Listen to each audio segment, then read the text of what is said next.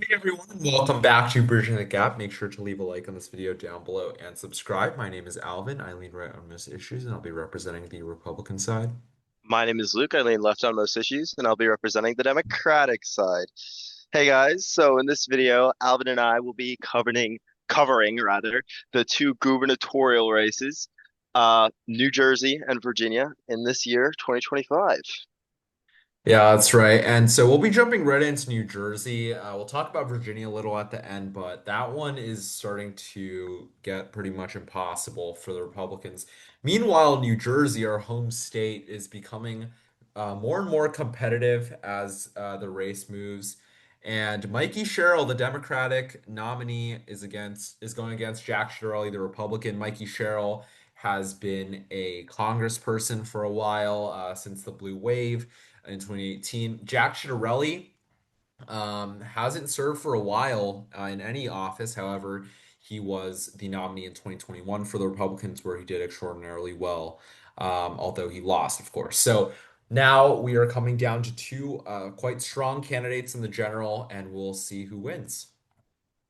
Yeah, so I guess maybe we'll start by like kind of going over the candidates and then sort of working from there, then look at the dynamics of the race. So like Mikey Sherrill is a representative from New Jersey's 11th district. So this is like kind of wealthy northern New Jersey suburbs. Um, so I mean the suburban voters very often decide the elections in our state. So getting a boost from those kind of swingier areas is definitely a bump. Those areas are very often down ballot vote for Republicans, and are more comfortable voting for Democrats recently in like federal elections and such. So that's interesting that she's from that region. She won, as you mentioned, the blue wave year of 2018, winning a swing race into Congress, and has kind of just held her House seat ever since. She's a decent like record of I would say she's generically like position wise is pretty like generic Democrat, but like, she's a history of serving in the Navy, um, and has broken with party occasionally. Like she was one of the first Dems to tell Biden to drop out after his horrendous debate performance in 2024. That's a bit about Sherill. Now to Ciattarelli. Ciattarelli was a state assemblyman. He served in the New Jersey state legislature. He's run for governor at least three times, I believe, in the last three elections he's run. The closest he's gotten to to winning the governorship is 2021, with his race against Phil Murphy in the backlash year to Joe Biden's presidency. He got really close to beating Phil Murphy, just 3 points shy. And now he's running again in 2025. Definitely running a campaign that's a lot closer to Trump this time around than 2021. So that'll be interesting to see how that plays. Yeah. Yeah, that's right. In 2021, like you said, he got pretty close, but he was not really embracing the Trump brand. I mean, that makes a lot of sense. Trump was very out of favor, even among Republicans who were very much swinging over to people like Ron DeSantis. And Trump's,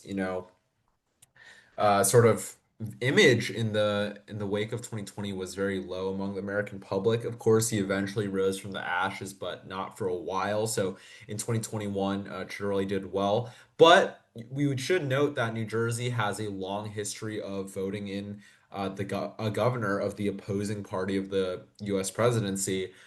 Which got broken in 2021, of course. And it seemed as if New Jersey would sort of be locked up in 2021 for the Democrats because despite that trend, New Jersey has gotten so much more, blue at that point. It was, there's a lot of polarization. There still is, of course, but people are less likely to move over. However, New Jersey said, not really. We're still going to move quite a bit in response to the Biden administration. And then, of course, the big deal is the fact that in 2024, there's a massive trend to the right, especially among Yeah. Hispanic heavy counties and, sort of this northeast region of New Jersey, as well as movement in the rural counties. But there was movement literally everywhere in New Jersey. It moved a ton to the right. Kamala Harris, won the state by around 6 points, which is a miserable showing in the state that Biden won by what, 17. So this is just bad for her. But The problems might just continue for Democrats here with the rightward trending, or they might not. So that's sort of going to be the story with 2025 Yeah. and the governorship. Will the trend of New Jersey zooming to the right more than practically every other state in the country continue, or will it be more prevalent that the party in power gets sort of backlash? But I don't know if you want to say anything right now, or if we just move in I to mean, the date rather. I'll just add a little more analysis, in the fact that like if you look at like 2021, compare 2021 to 2024, both were like really close, like or close-ish elections in New Jersey. You have the Phil Murphy winning by +3 in 2021, Harris winning by +6 percentage points in 2024. But what's interesting is the closeness isn't among like the same groups.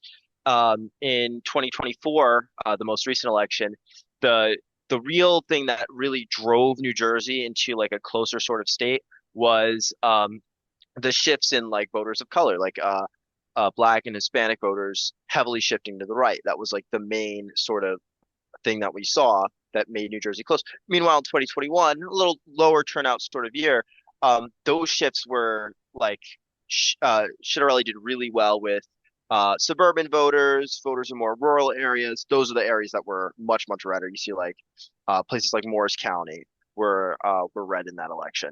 So yeah, that's it's going to be interesting. Like Ciattarelli's going to have to combine definitely, I think, some of his old coalition with a newer, more diverse Republican coalition if he wants to win. Just something That's I wanted to add definitely there. true. Yeah, Ciattarelli has a decent chance in the betting odds right now. He's at 26%.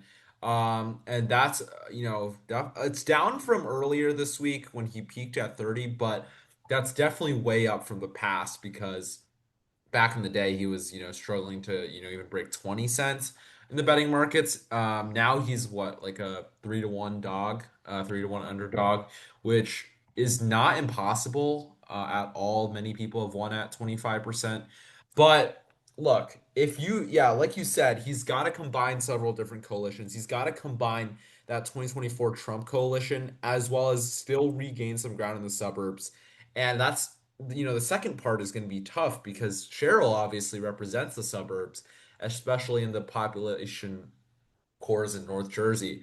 However, sort of backing this boost for Ciattarelli in the betting odds is going to be the biggest movement recently, I guess, is this Emerson poll that dropped. I think we should talk about this first because it's the sure. biggest, I guess, sort of news drop. There's certain things in terms of like Sherill scandals that are, in my opinion, kind of relevant, as well as the debate that happened, as well as the lieutenant governor debate, but they all pale in comparison to this Emerson poll, which is the first nonpartisan poll in the state that found, a tie.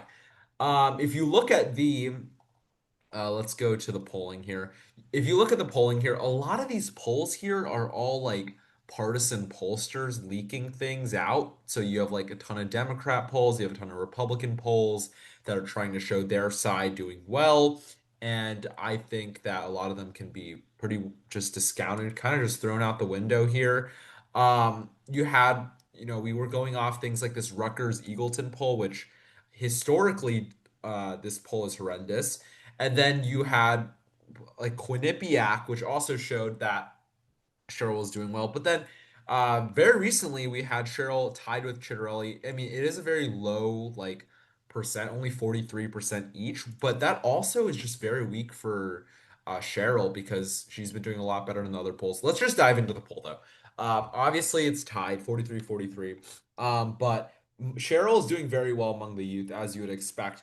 And Ciattarelli is holding majorities in this like 50 and up range. But the biggest thing here, I mean, there's several points to look at, but if you look at the crosstabs, you're not supposed to go crosstab diving, but this one is pretty significant. I would say right here is that Jack Ciattarelli is winning 52% of independents compared to Mikey Sherrill's 26%. And this is going to be a big number to look at, in my opinion. A lot of the independents in general in New Jersey are more right leaning, but still, this is a significant number. And only 80% of Democrats are currently voting for Sherill compared to 86%. If you take a look at if you compare the governor compared to the 2024 election, that also shows a big contrast with Harris voters peeling off Sherill more. So she's gonna have to do some work to win back some Harris voters. Yeah, I mean, the crosstab's very poll by poll. I mean, I'd say like independents are usually more 50-50 in the other polls I've seen. Like there's a Fox News poll recently that came out, Quinnipiac poll, which mostly show them even. This is the first like really like lopsided poll I've seen among like independents and such. I mean, I definitely think it's a possibility. Ciattarelli wins. I don't know, but it's still generally Cheryl's leading in the polling averages. Um, just the nature of years like this, like, with a Republican president in power, implies that she should win. Um, I think but there's also like, I mean, I could see the counter arguments for like, for this being like, potentially a Shirley favored race. Like, for example, we've had 8 years of Democratic governance here. Um, and that already in itself is a pretty long period of time in New Jersey. 12 years of a single party rule in New Jersey, I believe, hasn't happened since the 19 like 60s. Um, so I don't like. I mean, it would be very unusual, like just in itself. Like it would be a bit of an anomaly, I guess, in terms of like the history of our state politics for Cheryl to win. Just I guess maybe that's just like the way New Jersey voters just sort of are, kind of combative to our governance. Some other things I noticed in other polls is like as opposed to the nation, the biggest issue in New Jersey is the taxes here, property taxes, as opposed to like other things like inflation and stuff, like general cost of living stuff. Like it's like specifically taxes, and it makes sense for one of the most like highly taxed states to be like. So yeah, like, and that I think that's another interesting little tidbit there because that usually benefits Republicans. Um, but yeah, I don't know. Yeah, we actually have the highest property tax rate in the nation. I believe it's like 2.2%, which is a lot higher than even the second place. I think it's like 2%. So definitely absurd. But when I eventually own a home, I do not want to pay those types of taxes. And these homeowners, I'm sure, are going to be upset, but they always have been. Taxes are pretty much the biggest issue every single time Hmm. every single time we have a state election, every 4 years, I feel like we get ads on primarily taxes slash prices. And usually that does benefit the Republicans. And I think that's why Republicans generally have like a special thing in their toolkit in New Jersey, because that most important issue is generally going to favor them. Of course, generally being the party of lower taxes. But as we move on, I don't know if we should move on to the scandals. I do think the Oh yeah, scandals, maybe let's just I cover think that. I think that they're kind of irrelevant at this point. I mean, I know that Jack is trying to make these a thing for Sherill. I don't know if you can see Cheryl's face. She's right here. Um, but Jack is not doing a great job. Also, just I think mainly people have gotten past the point of caring about scandals just in general. The scandal is also kind of weak. The proof These are isn't all both have pretty small scandals relatively, yeah, they're I would pretty small say. scandals. There's a possible like suspicious movement by Sherill in terms of stock trades in Congress. For example, his New York Times piece in 2022 about a fifth of Congress potentially having conflicts of interest in stock trades, and Cheryl's one of them. However, it doesn't seem like it's not going to take off as for one, and for two, I don't think that the evidence is even clear. I mean, she did sort of dump all her stock in February 2020. That's suspicious, right before COVID hit. But I don't know if that's enough to make things, big, like a big deal. She also has this, like, cheating scandal in the Naval Academy where she at least refused to give up the students who were cheating and, circulating test answers, things like that. I don't know. I think this one's even worse. I don't know why people are trying to make this one a bigger deal than the other one. In my opinion, the stock trading is worse. It actually is like a corruption scandal. This one's just like, oh, her character is bad. kind of irrelevant. I know you probably want to say something about this one and you take a minute Yeah, and I mean, like to both of them, like I mean, I don't think either are that tremendous because like the stock trading for her, I think the bigger thing is that like she did it back in 2019, and since then has like I think from what I've read since then has like kind of gotten rid of all her individual stock, um, and in a way that's like that seemed pretty like non-suspicious. Like this was like it was in 2020, but before any of the congressional briefings on COVID or anything. That's the stock trading, and also she's sponsored anti-stock trading bans more recently. So I mean, I don't know, that's positive. Uh, and um, for the second thing, I just kind of dismiss the whole Navy sort of cheating scandal because if you served in the Navy for 10 years, like I think serving in the Navy should be more of the focus than like, potential whether or not she cheated on an exam to get into the Navy. You know what I mean? Like I think the service of our veterans trumps, you know, what they did to, get to U.S. service in the first place. Um, and like, yeah, that's kind of my take. I think that if anything, the biggest thing I think is going to bog down Sherill isn't any scandal.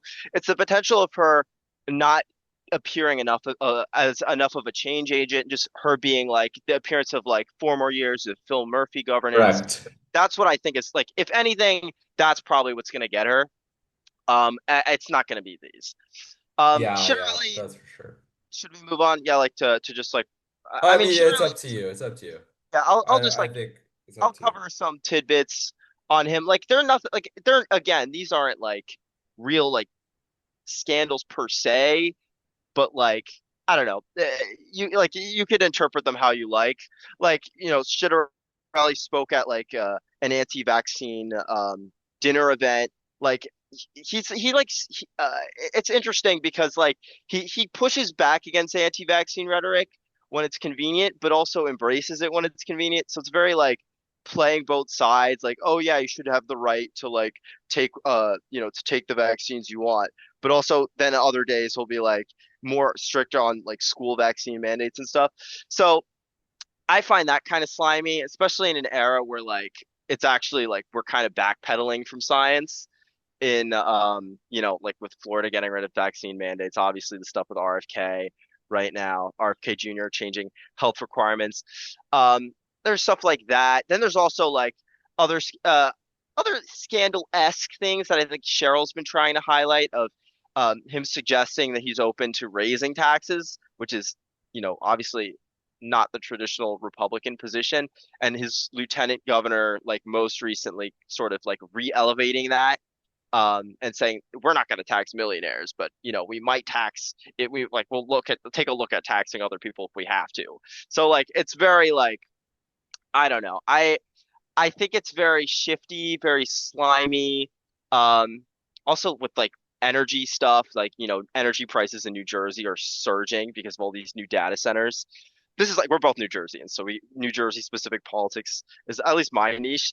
Um, and he rejects lots of forms of like clean energy that are like even in progress almost complete, and he's like nah, we don't need to get that on the grid. So I think it's very like kind of it's a step backward, I think, in a lot of I sense, mean, and I think yeah, I Cheryl's don't know. highlighting that. I mean, I'm glad you highlighted all those things. I also think they're very irrelevant for the race. I mean, for one, I have no idea why the Republican Party is so against clean energy. A lot of the base, I guess, works in fossil fuels, but a lot of it is probably just lobbying. Regardless, we should definitely move on. Do you want to talk about Trump's job approval? I mean, it's been going in the wrong direction. I don't know if this really is going to be hurting Jack. I think Jack is doing a better job tying Sherill to Murphy, the current governor, than Sherill is tying Jack to Trump, as of right now, at least. But yeah, I guess in general, Trump is just doing worse and worse. Ever since like the Charlie Kirk shooting, he's been doing worse. I don't know what it is. Maybe it's just like him trying to go against free speech a little bit. With Brendan Carr and everything, it's hurting his standing up perhaps among some Republicans who are very strong pro free speech. Not really sure. Government shutdown. Not sure how that's going to change much. Seems pretty irrelevant as well. So I don't know. I don't know if you want to talk about that or maybe talk about this. Vote by mail data briefly? I mean, I think both are very relevant to the race. Well, I mean, at least the first part more so, because just I think Trump's approval, like the president's incumbent president's approval, is usually like critical in these off years elections. Um, and the fact that Trump's hitting record lows, I mean, I think definitely makes sense with the economy. He promised to fix inflation. Obviously, that's not really getting better. Prices are still high. I mean, all just like kind of the appearance of, you know, fascistic, maybe that's strong, but dictatorial-esque moves of like, taking people off the streets and uh some the appearance of separating communities with like ICE, mass deportations, um, lack of commitment to science, defunding cancer research. Like it's just stuff every day with Trump that I think is just chipping away. And I do think it matters in this race for Ciattarelli too, because him not effectively distancing himself from Trump might even be a problem. Like it's always like we were looking at this, Harris failed to distance herself from Biden. I think Jack in this case is failing to distance himself from Trump. He said he's agreed with Trump on everything, which I definitely think is a deadly spot to be in a state where Trump lost. I mean, it's definitely risky. Like I think if he was running the campaign he did in 2021 that was a little more separated from Trump, I think he'd have a much better shot. But tying yourself to Trump, especially when he's like, just like 2 days ago, he cut like New Jersey's biggest infrastructure project that would make build a new tunnel between New Jersey and New York. He halted that, and Jack had like nothing to say about it, and Sherill was like hammering him on it. So I do think it does have the potential to really hurt him. As for the mail-in voting data is usually not the best predictor of elections. Early vote data. I will note though, we see here Democrats have been like as they normally do have been turning in more mail-in ballots as of right now. We're still 30 days away from the election. The percentage of ballots returned is kind of notable, with the Republicans up 2 points with 15% of their ballots returned as opposed to the Democrats 13%. That is a little notable because at least in 2021, I managed to scrap up some data from it. I believe the Democrats had a 3 percentage point, like they were doing 3 points better than the Republicans were. I think it might have been like Wow, 68 to really? 65. So I don't know if it changes over time. Um, like by the end, like I don't know how much these sort of shift. Like it's obviously so early, but that was by the end. So I don't know. Could be a good sign for the Republicans. I really don't know how these shift. I've just generally heard they're bad predictors, but at least if you take that at face value, that could be good for Republicans. But yeah, that's what I have.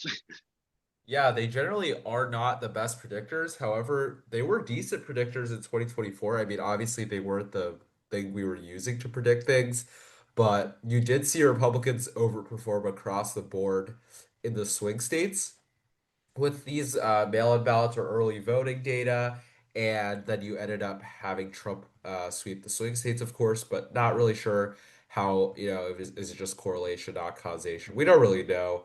Regardless, I think all your points on Trump, I know you just sort of ranted from like all the Democrat talking points there. Regardless, though, I don't think that's going to affect the race that much. Yeah, usually the incumbent president being Trump is obviously a bad thing. And of course, if Harris was the president right now, Jack would probably be doing better. Although uh, I don't know, it'd be really weird because Harris would have only won New Jersey by 6 points if she was the president. But regardless, I think like I said earlier, I think New Jerseyans see this as a bigger continuation of Murphy than it is of Trump. And people are very unhappy with both Trump and Murphy. And since it's a statewide election, I don't know. I still think that it's going to be, this tying of Jack to Trump is not going to be 100% successful. Although maybe the Trump endorsement this time hurts him a little bit. I don't know. It also turns out the base. So. It's hard to say. I don't know. I think we should move on from New Jersey. Maybe we should just talk about a final prediction right now. I think it's Sherill +3 right now. Sherill +2 to 3 is my current prediction, and I've been holding on to that prediction since this race really first started, right after 2024. I said this was a Sherill +3 to 4 race back then. I still maintain it's like a 2 to 3 point race now, and that Jack has a decent shot. Yeah, I definitely think Jack does have a Ciattarelli does have a good shot. I still will say I'll say Harris +5. Like it's still You mean Sherill? yeah, Sherill. Yeah, Mikey Sherill. I think Sherill will win by 5 points. That's like generally where I am. I think Jack's a good candidate for the Republicans, at least like relative to last year. I I'm not sure it'll be enough to beat like someone who's experienced in like swing races and stuff. And I don't know. Charlotte is generally popular in the state, like approval wise. Jack is more even. Trump is super unpopular. Murphy's like even also. I think she can pull it out like by an okay margin. It'll be better than 2021, I reckon. But we'll see. It'll Um, be better. Wow. I think it'll be better than 2021 for Dems. Okay. Then the red wave year, I think it'll be a little better. But I don't Okay, know. Maybe we'll that's have to wrong. see. We'll I could be have to proven see. wrong. With that 11 point shift to the right in the presidential race, we'll see if that how much that gets offset by the fact that it's opposite wave year, I guess. Do you want to talk about Virginia for like 2 seconds? I mean, it's Yeah, kind of out of reach I could just for Republicans. I could just throw it in there. It's a state Trump won by 6. It's like basically even with New Jersey, like partisanship wise after 2024. Um, so basically the incumbent governor Glenn Youngkin, he's forced to like into one term. Like that's just how Virginia works. Like every governor gets one term. So his lieutenant governor Winsome Sears is running against swing representative Abigail Spanberger. Spanberger is like pretty like I feel like she's pretty similar to Sherill in the fact that swing dem, she won in the blue wave year, Yeah, Cheryl's also military from or intelligence Virginia. background. Yeah, And like, yeah, and Cheryl's from New Jersey. I mean, at Spanberger's from Spanberger, New yeah. Jersey, and They, Cheryl's from they Virginia. So also that's funny. when they first went to Congress, they like dormed together, so that was interesting. Like they dormed in DC together, That's interesting. They which I have think is very dorms. That's notable. weird. Yeah, I Okay. mean, it costs money to live in DC, so they live together. I Um, mean, Cheryl's $11 billion, but okay. but yeah, I'm just saying. And anyway, Spanberger's more like traditional Democrat, I would say. Witham Sears a little more on the further right side. The thing about Sears is she's just been continuously shooting herself in the foot, which you can kind of see in the polling here. Like Spanberger's been cleaning her up. Um, and it's mainly just because she's so harsh on like Virginia has like thousands of government workers who work in DC, obviously, because it like borders DC. And, Trump has been going crazy firing them. So it's like something that's like objectively felt in the region. And she basically just ignores that or dismisses it. Um, and that paired with being like pretty radical in other policies, her lieutenant governor also has a couple scandals as well. It was pretty hated by the rest of like the Virginia Republican Party apparatus. So there's like division within her campaign.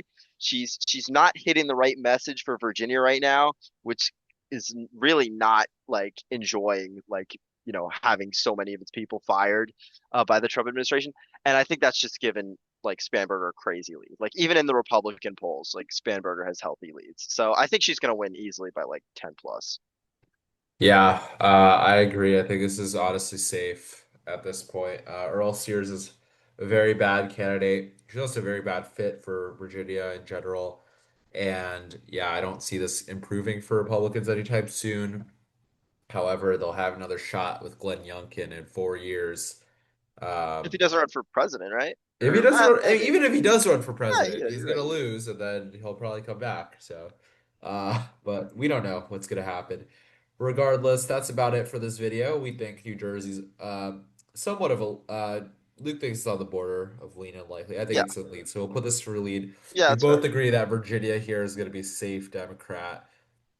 So we don't even really need to talk about Virginia much. New Jersey is where everything's gonna come down to in 2025. So there's a month to go until Election Day. But other than that, thanks so much for watching. Leave a like on this video if you enjoyed. And yeah, thanks for watching.